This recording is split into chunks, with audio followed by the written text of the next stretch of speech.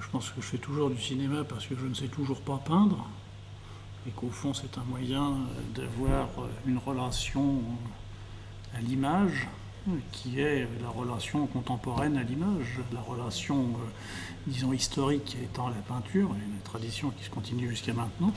Mais c'est vrai que dans tout le travail documentaire que j'ai fait, spécifiquement dans le travail documentaire, je pense avoir développé sans cesse un art du portrait, aussi bien dans La Voix de son maître, qui était sur le discours patronal, avec donc une quinzaine de grands patrons français, que nous avions filmé, Nicolas Philibert et moi, où il y avait un art du portrait très certain, aussi bien entendu dans la véritable histoire d'Artaud Momo, que j'avais filmé avec Jérôme Prieur, tous ceux qui avaient été pendant les 18 derniers mois de la vie d'Artaud, ses amis, ses amours, ses compagnons, etc.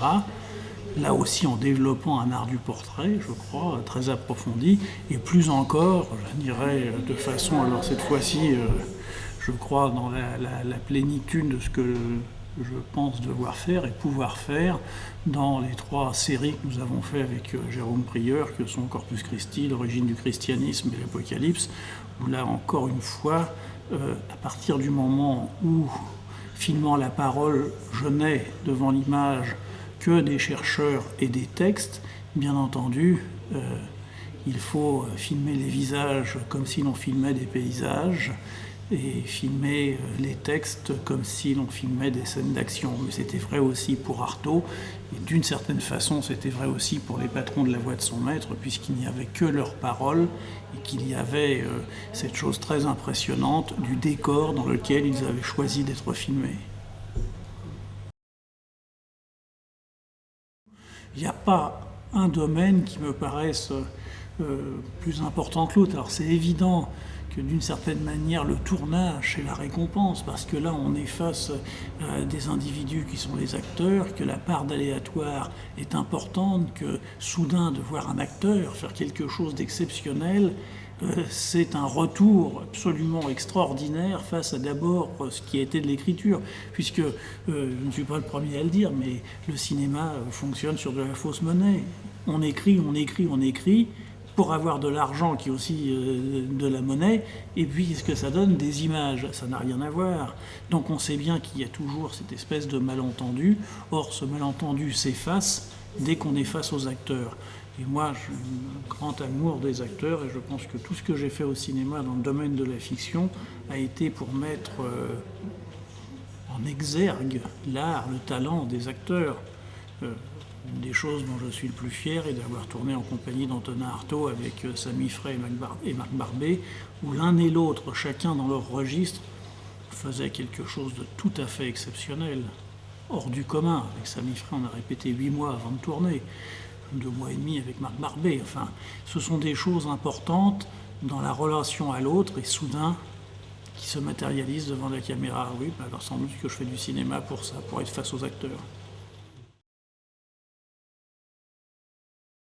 Forcément, quand on fait du cinéma, comme lorsqu'on écrit, on écrit parce qu'on est d'abord un lecteur, et on fait du cinéma parce qu'on est d'abord un spectateur de cinéma. Je ne dis pas un cinéphile, je dis un spectateur de cinéma. Moi j'ai aimé le cinéma pour le cinéma en me foutant complètement de savoir qui avait fait les films. J'ai vécu longtemps en allant voir les films parce qu'il y avait tel acteur.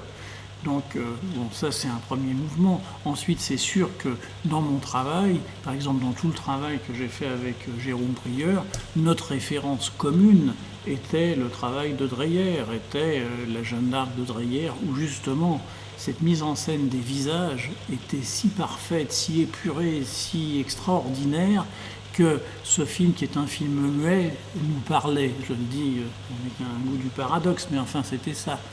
Donc c'est évident que c'est ça. J'ai aussi une très grande admiration pour Jacques Tati, pour sa maîtrise de l'espace, pour évidemment, bien entendu, la capacité de drôlerie et ça, mais surtout pour l'invention d'une langue et l'invention d'un espace. Et je pourrais en citer beaucoup comme ça.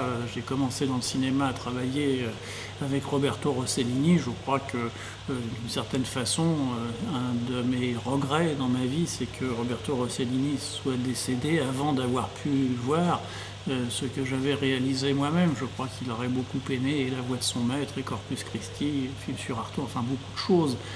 Parce que nous avions, bien qu'il y avait entre nous évidemment une incroyable différence d'âge et de qualité, disons des affinités intellectuelles, des affinités artistiques. Alors c'est sûr que ça a beaucoup compté pour moi, mais je pourrais vous en citer des dizaines et des dizaines qui finalement sont à un moment ou à un autre celui auquel on pense quand on tourne.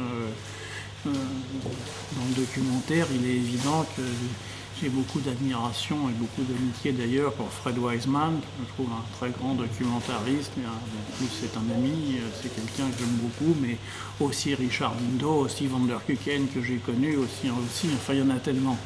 Donc vous voyez, je crois que ce qui est important, c'est d'aimer le cinéma, c'est de vouloir en faire, et à partir de ce moment-là, eh bien ça vous parle. Et ça vous parle toujours à un moment précis, c'est-à-dire que on ne voit jamais un film par hasard quand on est en train d'en préparer un ou d'en tourner un, et on ne lit jamais un livre par hasard quand on est en train d'écrire un livre.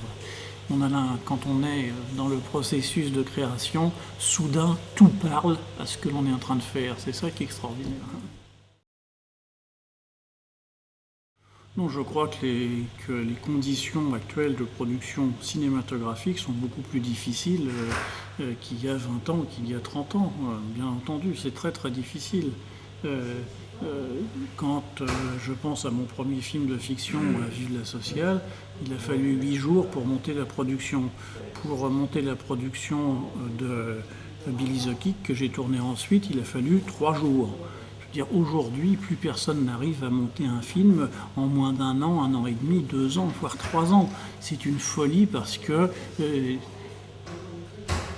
les télévisions, les filiales des télévisions ayant la main mise sur le cinéma, évidemment, on rentre dans le processus administratif de commission et de recommission et de recommission, et de chacun ouvre son parapluie, etc. Et donc les choix sont faits par le milieu, et on voit bien la médiocrité contemporaine du cinéma français, qui est affligeant de bêtises, de nullité esthétique, d'intellectuel.